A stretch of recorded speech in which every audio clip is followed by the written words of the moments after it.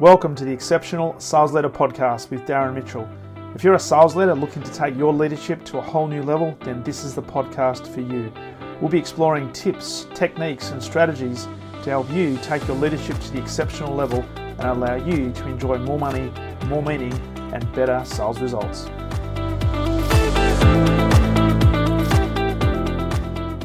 Welcome back to the Exceptional Sales Leader Podcast, and my absolute pleasure to welcome all the way from, well, a little bit outside Boise, Idaho, coming in on I was going to say a Thursday, but it's Thursday here, a Wednesday afternoon. Mandy Keene, welcome to the podcast. Thank you for having me, Darren. I'm excited to be here. We're just talking before we press record and looking forward to this. You are the co-founder of understandingpersonality.com. You have over 40,000 coaching hours with high-performing leaders. You've worked with people like Tony Robbins. You're part of Russell Brunson's inner circle. You're doing a lot of coaching with him. You've actually personally coached Russell and his wife, and you're a gun. So I'm looking forward to this. Oh. We're gonna talk about lots of stuff from a coaching and a leadership point of view, and particularly around assessments.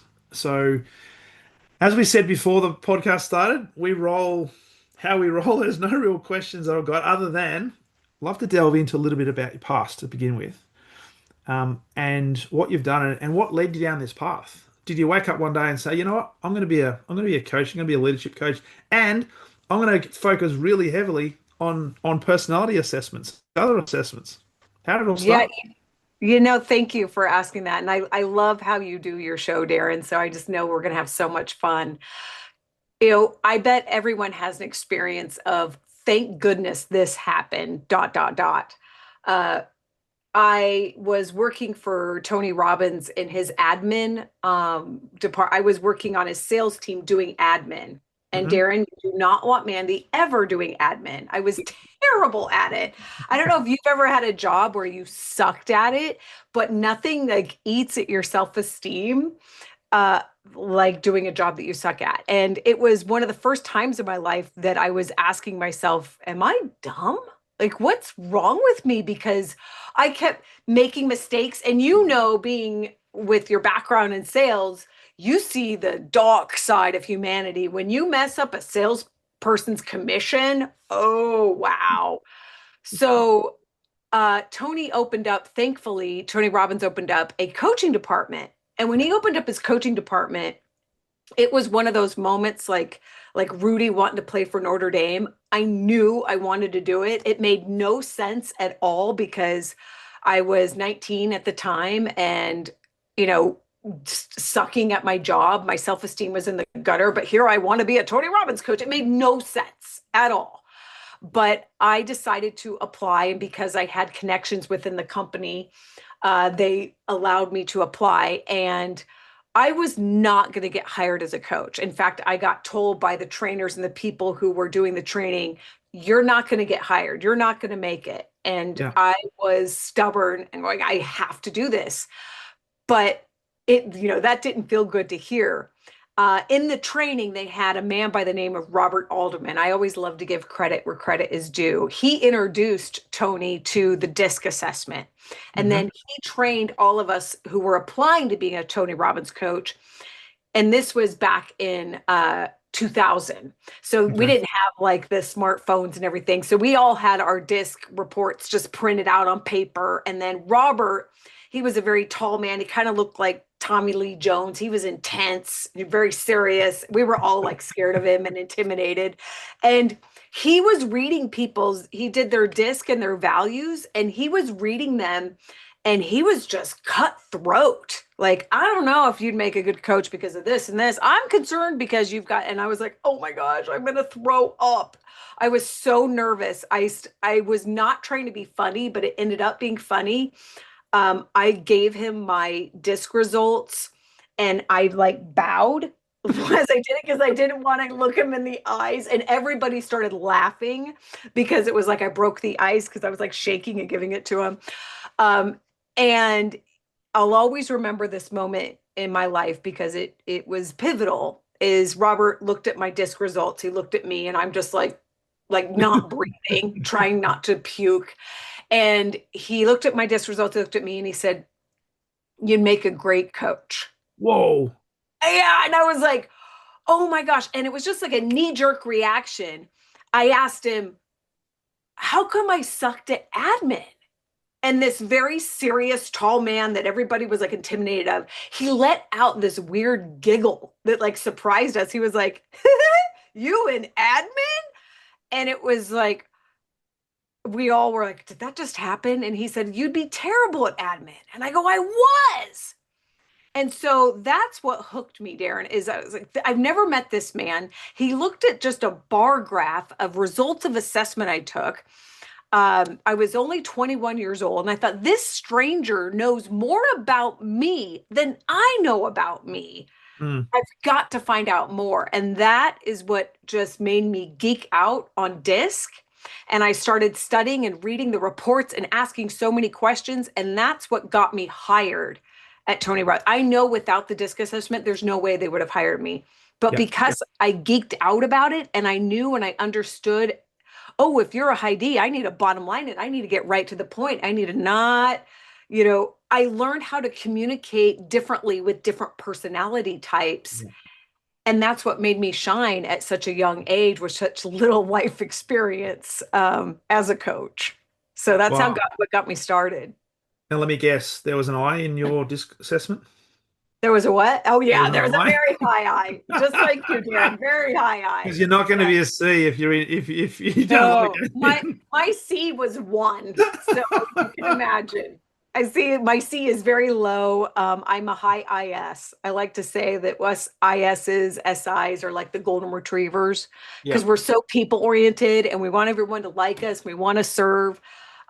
So that's my personality type. There's a bit of shiny thing syndrome in there as well, though, isn't there? Oh yeah, for sure. With the high I. Are you kidding? Speaking from experience. Exactly. That's why I So like you don't plan this too much. no, and it's just organic and it just happens. I think everything's going to happen for a reason, and let's just have some fun when we do it. I love So, it. so you got into you obviously got into the coaching team at Tony Robbins. So the coaching experience with that, how has that sort of shaped you now? Throwing in disc with that, how has it shaped you? Because you've done over 40,000 coaching hours. You're well known in the industry, and you work with some big hitters. How did that eventuate? Because you wouldn't have woken up one day and say, "Oh, let me go and talk to Russell Brunson and start coaching Yeah, him, and then coaching his inner yeah. circle team." Oh yeah, no, that's not my nature. So what happened was, I like to share with clients that, whenever we take an action, there's always some sort of ripple effect that happens no matter what. And it's not up to us how it's going to look. That's why I say Mm. you could never lose. You can't make a mistake if you keep putting yourself out there and taking action. And I like to tell the story of I wrote a book that I don't recommend, Darren, because it's dated, but I wrote a book called Rich Coach, Broke Coach, kind of off of the Rich Dad, Poor Dad. Yep. And it was like a manual at the time of like coaching. And I posted it on Facebook, and a friend of mine, Robbie Summers, who I went to high school with, go Huskies, he saw that I had written this book on coaching, which, by the way, I sold like less than 50 copies because I just didn't, I sucked at marketing and I didn't know how to promote it.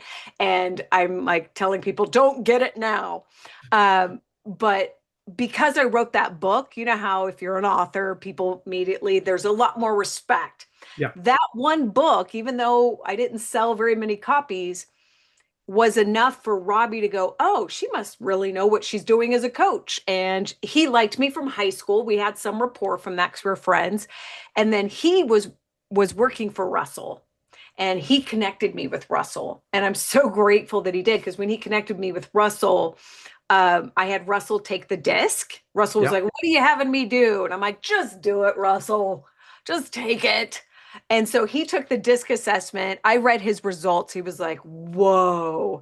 And then I had him he had his wife Colette take them, and I gave them both the session of, okay, so this is probably why you're attracted to each other, how you get along. This is probably what you clash on, and what's probably annoys you about Russell, and this is probably what annoys you about Colette. This is how I would, modify your communication. And I'll always remember they say, I love it when people tell me, Darren, oh my gosh, I feel like you're a fortune teller or something. And I say, I really wish I had that gift, Darren. Like I wish I was like one of those people that were super clairvoyant and they could read people. I'm really good at reading assessment results. Mm. And that started our coaching partnership. And I've been with Russell ever since in some capacity. It's amazing, isn't it? And from 50 books, from a book you said don't buy. Yeah. And the key message there is it only takes one connection, because you never know who that person is connected with. And it's very easy to say, oh my God, nobody's reading my books, or nobody's listening to my podcast, or nobody's reading my blogs. But you don't know who is actually reading, because a lot of people read things, but they don't actually put their hand up and say, hey, well done, that's great, or like things, but they're stalking, they're watching. And if you're consistent, and if you believe in what you're doing, and if you build some capability around that, you just never know where it's going to lead. So stay in the game, which is, So and I true. can imagine how back then, how how challenging was it? Was it feeling, because it's not easy. The entrepreneurial journey is not easy. Sales is not easy. Building a career is not easy. You're going to have to build some resilience. Were there times where it was like, what am I doing this for? Oh my gosh, 100%. Especially, I'm 47 and I've been coaching since I was 21. And I have clients, Darren, who are in their like late 20s and they're making millions. Yeah, And I've never, Russell calls me like half of an entrepreneur, in that I have an entrepreneurial spirit, but coaching is my passion. And I've never fallen in love with the marketing aspect and the go-getter aspect of building, let's say, an empire. yeah. I've fallen in love with diving deep one-on-one with people. And in fact, when Russell told me a year ago to get on podcast, I was like, oh, okay, I'll do that. So uncomfortable, but I will. So even getting on podcasts and emailing people like you and going, hey, will you have me on, it's been outside my comfort zone. And I think that the biggest challenge that I've experienced as a coach, because a lot of people are like, oh Mandy, you're so lucky because you got the connections. I am very grateful and I am very blessed. And I would say the biggest challenge for me, and I've witnessed so many other entrepreneurs and coaches, is the compare game. Yeah, And it's been recently that I consciously have given myself the gift of not falling into it, not feeding it. I still can get tripped up because I'm yeah, human. yeah. But I think the biggest thing that's cost me the most peace is when I've compared myself to my clients and go, oh, who am I to be your coach? Because you're making millions and what I make, you write off in taxes. It's like, so, and that has really gotten into my head. But then I realized, oh, if I was just like them, I would be them.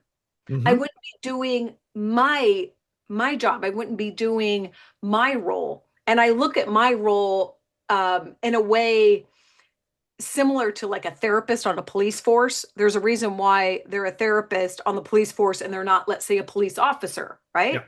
And yeah, so it's like, yes, I'm entrepreneurial and I understand the industry, but I am a psychological, emotional, mental support for these high octane, insane, let's go climb Everest on with flip-flops people who are so brave. That's who I love to take care of because they're yeah, really making a difference in the world and we yeah, need them. yeah. Well, I was going to ask you, and I'm so glad you shared that. From all the hours you've done, and obviously you've just mentioned you've been working with people who are, right, super successful.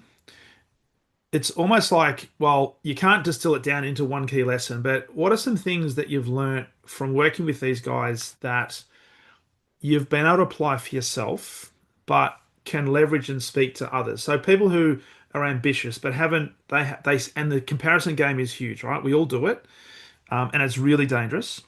Mhm. But is there some key lessons you've learned from working with a lot of these great leaders, entrepreneurs, that has helped you in your development, but you pay forward to people who perhaps are just starting out, who are on the entrepreneurial journey, or they're wanting to jump into a leadership role because they see there's an ability to influence more readily?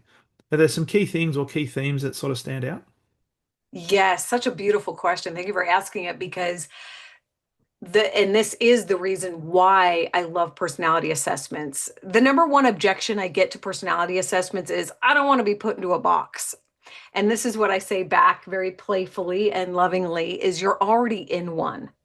You just don't know it. And your box is worse than the box of an assessment because you don't, most people don't realize the superpowers they have within them, and it's not enough to go, you're so much more powerful than you real. Like just saying that doesn't do anything. Yeah. But when you take these assessments, like I just talked to a beautiful young woman today for the first time. She's 18 years old. She lives in New York City. And I read her profile and she got really quiet. It was just over the phone, was over Zoom. And I asked, are you okay? And she goes, God, I feel like you really see me. Thank you. Mm. And most people don't know what their superpowers are. I like to compare it to the movie Jumanji, Yep. with The Rock and Dwayne Johnson, Jack Black. And if someone who's listening to this haven't seen it, it's about these kids that play a video game and they go into the video game and they're these avatars.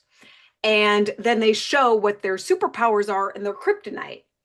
And what I found for entrepreneurs who are A, not only successful, but B, are actually genuinely, authentically enjoying the journey. Yes, there's challenges. Yes, there's Mm. days that you're like, can't I just work at Starbucks as a barista, please? Because this is too much. Like everybody has those days where like, I just want to throw in the towel. I wish I could just get, collect a paycheck and have a BBQ on the weekend. I get it. Everybody has that. But when someone knows, oh, these are my superpowers, this is easier for me than it is for most people. And this is my kryptonite. Mm. This weakens me. Once you become aware of that, it's so much easier to make decisions. It's so much easier to not resist the nature of who you are. And my favorite thing is, Darren, is that sets up people to go, okay, this is the environment I need to be in. There's people who are kind of like a penguin and they're living in the tropics and they're wondering why they hate the heat so much. And everyone's like, why are you complaining? And it's because they're a penguin and they need to be in the Arctic. There's people who are in sales that need to be engineers. There's people who are engineers that are actually musicians. Yeah. We weren't set up to win with this, and that's why I love this conversation. It's so as you're talking, I was just thinking about a podcast I was listening to this morning actually, and they were talking about the fact that not all salespeople should be in sales. Just like you worked out you shouldn't have been an admin, right? You deserve to be in Yes. coaching.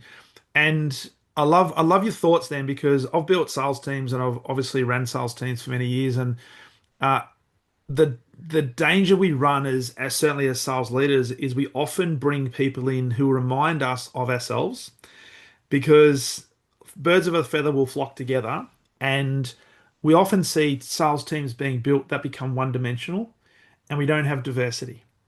So, can we talk about the power of assessments as it relates to building teams, and whether it's an entrepreneurial team, whether it's a sales team, the power that the assessments can bring, and particularly when you know what are the characteristics that you're looking for in a team that becomes high performing? Why Oh, is assessment so important? such a beautiful question. And it's interesting because my beloved is also a sales expert like you. And he has a classic sales personality, but he also recognizes that other personality types can do it. What I have found, because most people say, like with disc sales, you need to be a high DI. Yeah. And I think that is a good general rule, although I've known some incredible salespeople who are high SCs. Hmm. And so they have a very different approach though, and so they need different types of training. Yeah. I find that what I look for when it comes to making sure that you're going to enjoy it and shine, number one is your values. Yeah. Because what I found that whenever I have a client that says that they're blue or a little depressed, I always look at their values. One of my favorite stories is I had a client where uh, he was in his mid 80s. He was still to this day the oldest client I've ever worked with. And he said, Mandy, I don't know if you even want to work with me. I'm knocking on death's door. I mean, he was hilarious. And he said, the reason why I'm working with you is my wife says that you're really great and I'm a little blue. And I'll always remember he said a little blue. And I was like, oh. And all I did with this guy is I looked at his values, and his number one value was leadership. Yeah. And I asked him, what did you do for, work? And he was the VP of this huge company. He was in charge of over thousands of people. He loved it. He said, quote, my job was fun. He used the word fun, like he loved it. And he had been retired for 12 years and he was bored. And I told him, I said, your number one value is leadership. You need to lead something. He's like, Mandy, I'm 85. What am I going to lead? I go, I don't care what you lead. You need to get involved in something. I go, you don't have to have a job as a VP of a company unless you want to, but that's what you value and you're not leading anything. You need to get involved with something. So he got involved with this local Kiwanis, and within 6 months, he was the president, and he was like, I'm so much happier. And it was like, he had to have something to be in charge of. And I told him, I go, you're going to need to be in charge of something until your last breath, because Yeah. that's just who you are. And then it's like the lights went on and he didn't have the shame that he had, because he was like, what's wrong with me? I'm not enjoying my retirement. So it's that kind of thing where values. So when you ask the question about teams, I find that when it comes to making sure the person has the right seat on the bus, there's three main factors. Number one is this going to fulfill them? Which Mhm. most entrepreneurs and business owners don't look at it that way. But I say, hey, what's in it for you is you're going to have a loyal, dedicated, forever and ever person. If your job role and your company and the environment fulfills them, they're going to not only be good at their job, they're going to be addicted to it. Does Mm. that sound good? Okay. So that's like number one is the values. The second is, are they set up to win to do this? So, like I Mm. joke, but it's true. I'm not set up to win to do admin. Could I do admin, Darren? Barely, barely. And so it's like there's people who, you would never want me to be a CPA or work in accounting or bookkeeping or admin, anything like that. So it's like someone that, as you know, was a low C. So it's like, are they set up to win for what are the skills for the job? That's number Mm. two. Mm. And then number three has to do more with environment. And Mm. this has to do more with, I really love the strengths, the Clifton strengths for this. So, like, what does Mandy do primarily throughout the day? Is I'm talking to people. I have a lot of relational strengths. It feeds me, it gives me energy. I wake up, Yeah. I'm actually excited. I love that podcast that you referred to earlier before we got on every day Saturday. And I'm like, oh, I love that. And that's how it feels for me. I'm like, I love what I do. I don't have the Sunday scaries because Mm. I've been very fortunate to do what I love. And I know it's because it feeds my strengths. So that's the third thing is, does the environment feed your strengths? Someone who's very strategic needs to be thinking. Someone who's Mm. very influencing needs to be influencing. So, someone that's high executing. I have a girlfriend. She's got almost all top five executing. She's like the best executive assistant you could imagine. She's always doing tasks, Yeah. always having to have something to do. If I had her job, I'd be in a stretcher because that would just exhaust me. So does that make sense? It does. It does. And that's what the power of assessments are. And there are a lot of organizations now putting people through as part of their, maybe not just the onboarding process, but the pre-onboarding process as part of the, I guess, the recruitment process for some form of assessment to try and figure out what are these people's strengths, what are their areas of, I guess, focus and areas for development. So it's absolutely critical. I love that. You're in a stretcher and she's loving doing the tasks.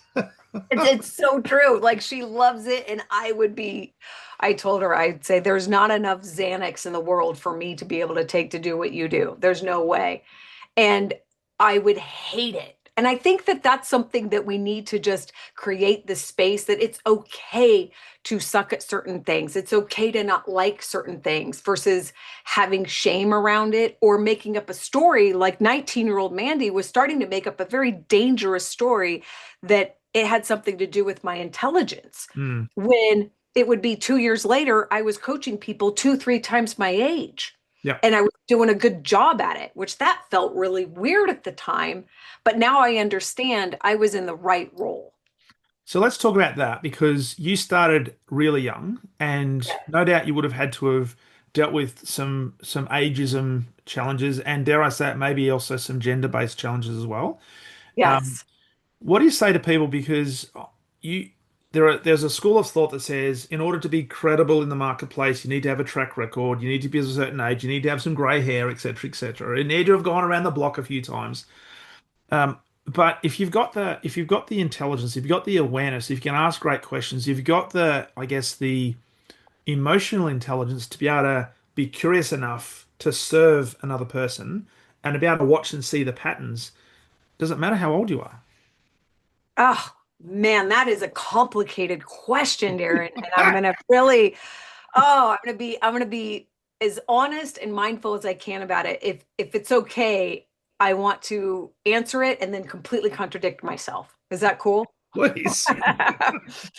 I'm personally so grateful that I had that Tony gave me the opportunity at such a young age. I wouldn't be who I am. I wouldn't have, like you said, the track record and the credibility, and I wanted it so bad.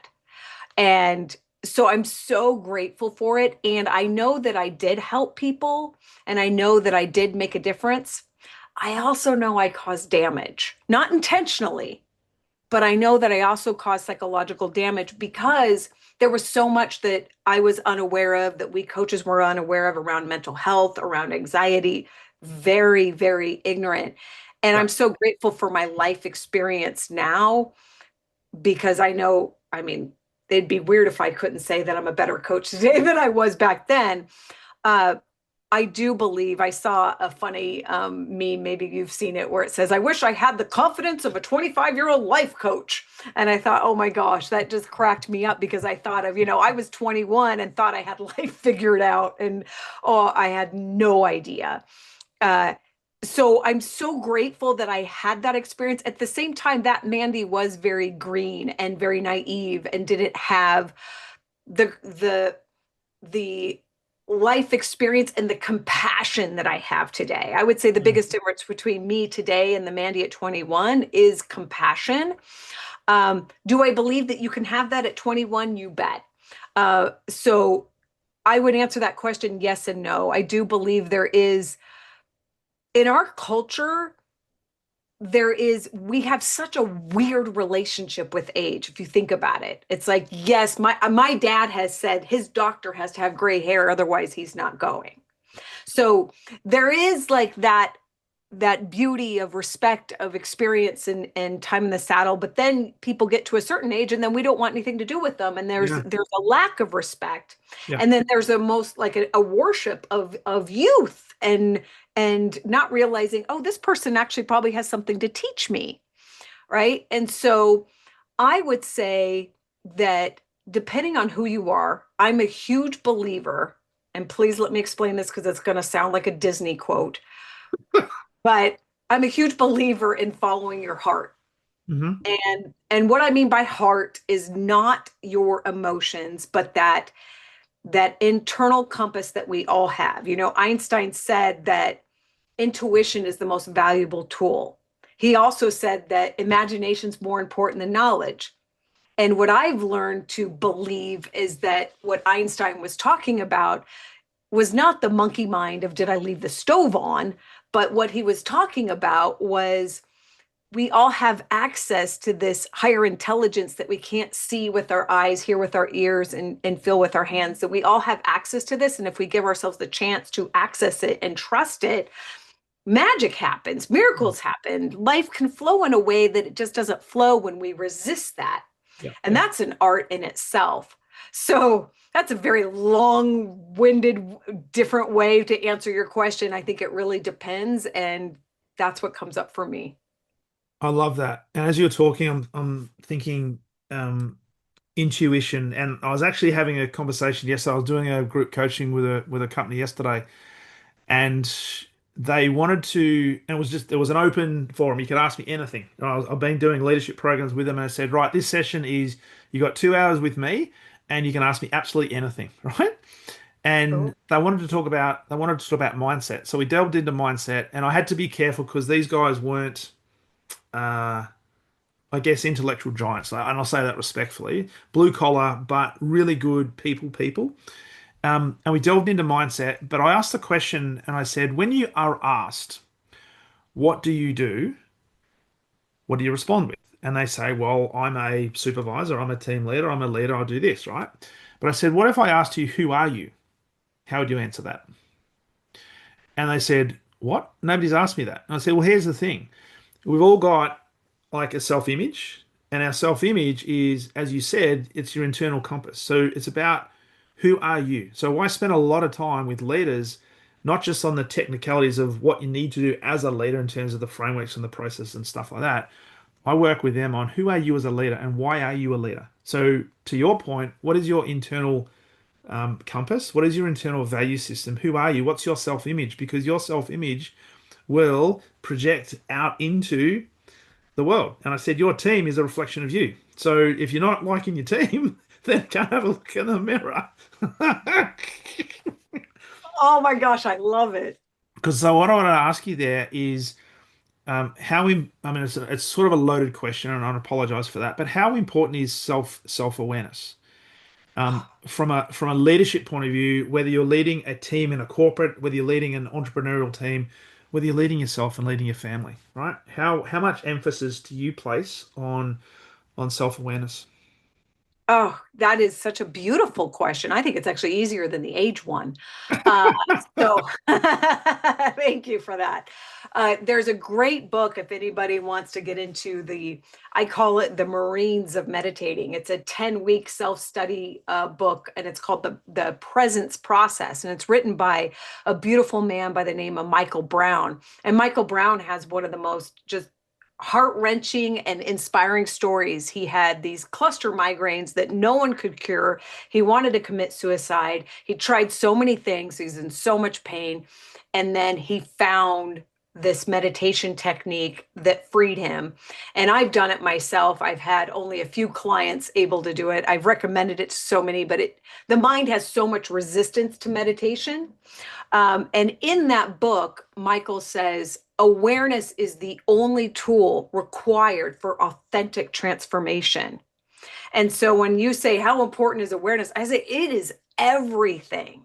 If you're not aware, that is so dangerous. And that's why I can say, with compassion, but also truth, that the Mandy at 21 to really 27, 29, I was causing psychological damage to my clients because I was not self-aware Right. at all. I mean, I was very little self-aware. I had the ego the size of China. And it's probably also why I got hired with Tony Robbins and why I fit into that culture, because I was like, I know what I'm doing. And I had no idea what I was doing. And now I just know that I don't know all the time. Like Yes. now it's like I've got my teeth kicked in by life. And it was like, oh yeah, now I get why Socrates said, all I know is I know nothing. Now I get a little bit more of that. And so I think awareness is everything, Darren. Like I'm constantly, my guy and I, wow, I didn't know that about myself last Wednesday. I Yeah. just learned that. Like, and it is, it requires humility, it requires courage, and it requires buckets and buckets and buckets of compassion because it's uncomfortable, but it's It is. also liberating, and it's the only way that I would want to live. Well, it just brings to the surface the fact that life is actually a journey, just like success is a journey. It's not the destination. And to quote the great Jim Rohn, it's who you become along the way. That's not the end result. That's the most important thing. and do more work on yourself than you do on your job, which is fascinating. Which brings me to another question I just thought of when you were talking about that, and you mentioned before that people have been saying to you, "Oh, why are you going to get me to do a disc? Because you're going to put me in a box." And you said, "Well, you're already in a box." What do you say to people around assessments where they look at the assessment and they say, "Yes, this is me," and then they hold on to that as like a safety blanket?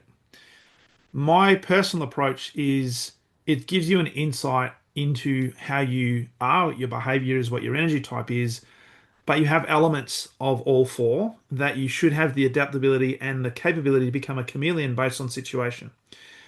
What do you say to people that hang on to the assessments and almost have that become their identity? Such a beautiful question because it's I believe everybody has a process and a journey to go through. I'm reading the book Let Them by Mel Robbins because it just everybody and their dog was talking about it. And I thought, okay, I'll read it. And I'm like, oh, well, now I know why everybody and their dog's talking about it. It's a really good book. And I thought, well, this would have been helpful during this situation and that situation where I like tried to control and so I first say that if someone is really attached, and they're like, I'm a high D and this is the way I am, let them, like, if you try and change them. Now, if it's a coaching client and they're coming to you and they're in pain and they're asking, like, gosh, well, it's because I'm a low C. Like, I've said that I'm terrible with my bookkeeping because I'm a low C for years. And then I realized, okay, that's not very responsible. And so I have a financial coach now that I talk. He's from Australia Okay. too, and I talk to him once a month. And I get nervous every time before our session because we go over Mandy's money and numbers, and I'm like, oh, this is so uncomfortable. And for so long, I've hurt myself because I had the story narrative. Well, I'm a low C, so I'm not good at that. Well, I'm a low C, so I'm not good at that. Yeah. And it hurt me. And it took my own journey of self awareness of going, oh, well, that story doesn't serve me anymore. Am I still a low C? Yes, but I'm taking responsibility and I'm getting help from someone who's a higher C to be able to go, Mandy, okay, is this Yeah. essential? Like, yes, Phil, it's very essential, to spend money on or whatever it may be. But now, because I'm aware of that and aware that it was hurting me, I think that's when people start to shift, is when they realize, when a high D stops saying, oh, you just have to accept me because I'm a high D, I'm going to be, more mean or blunt. And they realize, oh, this is actually hurting me because it's hurting the intimacy in my relationships. This is hurting the closeness. When that light bulb goes on, that's when the shift can happen. I love that because you're talking about a person who is a resourceful, DISC, not an unresourceful. This is who I am, so deal with it. If you don't like it, then bugger off. It's and this is happening every single day in business. People hang on to the fact that they are high or they're high S, and they say, well, therefore I am this good at this role, and therefore I can't do that. No. That's that, and I'm at pains always when I'm doing profiles for people, and I mentioned before I do the reach profile, which is a slightly different version, and it goes quite deep into certain things. I said it's not whatever the assessment is, whatever the profile is, it is not you. It is an indication of your style, and there might have innate personality traits within it, but you've got to understand you've got the capability to be like that chameleon and be adjustable and adaptable without losing your authenticity, right? That's resourcefulness. That's being emotionally intelligent. It's reading the room. It's being a good human. But don't hang on to the fact that I am labeled as a D, therefore that's all I'm ever going to be, because you'll only ever fit in, therefore, to boxes that are labeled high D. And that's a That very I small box.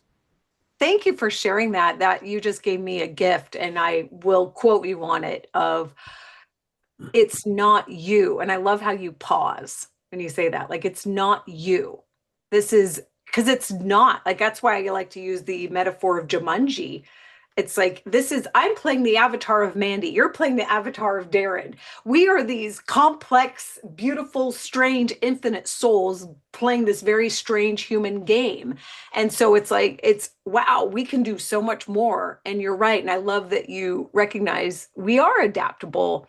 And it reminds me of one of my mentors, Eric Lofholm. He says, anybody could do anything for a short period of time. And Mm. so it's like, even Mandy can do like admin and numbers for a short period of time. But if I had to do that 40 hours plus a week, I would just be miserable. So I Yeah, think it's like looking at it that way as well. totally. And be adaptable. And what that brings into is identify your values, identify your strengths, and what you're good at. I love to ask you this. I know you've got to go shortly, but I love to ask you a question around passion versus strengths. Ooh. Now, your thoughts on that in terms of because a lot of people out there say, "Oh, just follow your passion," right? If you love what you do, you'll never work a day in your life. And I've had a number of conversations with entrepreneurs and business leaders that say, would you rather work on the areas that you're really good at, or would you rather work on things that you're passionate about that you may not necessarily be good at? So I know it's just sort of an overarching sort of big question, meta question, but your thoughts on working in areas of passion versus working in areas of strength? Well, I have a very strange answer to your question because of my own journey and witnessing so many unique lives. Like I love that I've got to enter the world of I've worked with a couple of billionaires. I've also worked with some stay-at-home moms that just wanted to lose weight and be attracted to their husbands. I've worked with college students. They're like, I don't know who I am. I've worked with people who were in Hollywood who just got eaten alive by the press. All just like such unique worlds that I've got to like go Yeah. into and like, wow, this is cool and fascinating. And what I found when it comes to passion versus strengths is, first off, is it really your passion? Is it your Mm. authentic passion, or is this a trauma response? Are you trying to prove to the world, love me, dad, just love me because dad didn't love me? Is it a trauma response, or is it really your calling? Because it's a very different journey when it's a trauma response that can masquerade as a passion. Mm. And oh my goodness, when you go down that, and some people, we just got to go down that journey and skin our knees and elbows and go, oh, wow, that was Yep. painful. Now I know, right? Yep. Yep. So I find that there's a very big difference between something that is a genuine calling, like Leonardo da Vinci had, like, this is my calling. Celine Dion, she was meant to sing, she was meant to give us her beautiful voice. It's like Yep. there's a difference between a genuine soul calling passion and something that might kind of feel like a passion. It's almost like a toxic relationship that's Yep. actually trauma masquerading. So the first thing we need to do is we need to discern that. And that takes awareness, that takes self-awareness, that takes a willingness to look at ourselves and then not take ourselves so seriously. So I would say the first thing is to get clear on that. Because here's what I found, and I'm curious your response on this, Darren, is if it's your genuine passion and calling. Like I've done some things that I thought I was passionate about with Yep. businesses because I wanted to make some money and make some money some fast, but it really wasn't my passion. It was a trauma response of wanting to fit in and look successful. That's what it was. And it didn't work. Thank goodness it didn't Mm. work. When I am true to myself and true to why I'm here and who I am, it flows. And guess what? It's in perfect alignment with my strengths. Yeah. When I did other things that I thought were my passion, but it was really for the quote unquote wrong reasons, it wasn't my strengths. Yeah. So does that answer your question? Yeah, it does. It does. And I remember one of my earlier mentors, she used to ask the question, um, would you do what you do at 3 o'clock in the morning at no notice? Oh, And if the wow. answer is yes, then it's an indication that it's something that you are born to do. And I was actually part of a mastermind with her where a group of us who were selected facilitators, we spent a weekend with her in a facility, and she literally had us doing that at 3 o'clock in the morning, waking up and just going bang, right? And it was a test. It was a test of, is this really what you want to do? And she said the other thing was really important is, would you do it for nothing? Yes. So if you do it for nothing and you do it at 3 o'clock in the morning, then it's an indication that it is a passion that you're born to do, that you're destined to do, that you'll continue to do. Having said that, you need to have some capability and you need to build some competency. And my view then is it potentially started with a passion, but I had an appetite for it, but I had a skill set for it that the passion and the strength sort of continued to evolve to the point where now I'm not going to do anything else ever. Yes, I love how you even use your hands with going up like that. One Yeah, hand. because it And I evolves. Yeah. agree. Yes, yes. I think that's really beautiful. And I'm going to be honest with you, there's sometimes that I love coaching and I love what I do. I don't know if I would have done it every single day at 3 a.m. or if I would have been, I think it's okay to also kind of like marriage, recognize that there's times that are going to feel a little bit more challenging because I look at, I went through a very painful growth spurt at 27 when one of my best friends lost her husband, Yeah. but it changed me as a coach and it was extremely painful. And there was a time period that I started to doubt if I even wanted to coach. Yeah. And it's kind of like when you're married to let's say the right partner and it's good, but you're going through like a test and it's more challenging, but it doesn't mean that the answer is necessarily divorce. It Mm. is you just got to weather the storm. So I think it's looking at that as well. Yeah. And being prepared to go on the journey because it is the hero's journey, isn't it, really? It With is. no- It is the hero's journey. I love that you bring that up and say that. Yes. Yeah. Hey, this has been an awesome conversation. I know you've got a dinner date to get to. Thank you, Darren. I've Love I've really enjoyed this, sincerely. it's been a pleasure having you on the podcast. For people who want to learn more about you and to connect with you and get access to be able to do assessments and learning more about assessments, where's the best place for them to do that, Mandy? Understandingpersonality.com is the best place to get started. If they want to connect with me, they could email me directly, mandy@mandykeene.com. Perfect.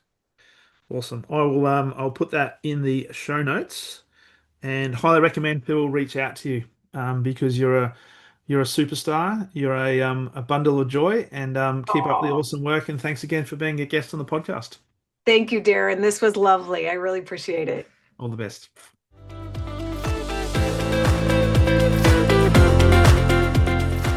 Thank you for listening to the Exceptional Sales Leader podcast. I trust the information in this episode has been helpful in your journey towards becoming exceptional. And remember, please take the time to rate the show, subscribe to the show so other people can find it. But also, if I can help you, jump on my calendar, go to leadwithdarren.com and let's have a conversation about how I can help you along your journey to being exceptional.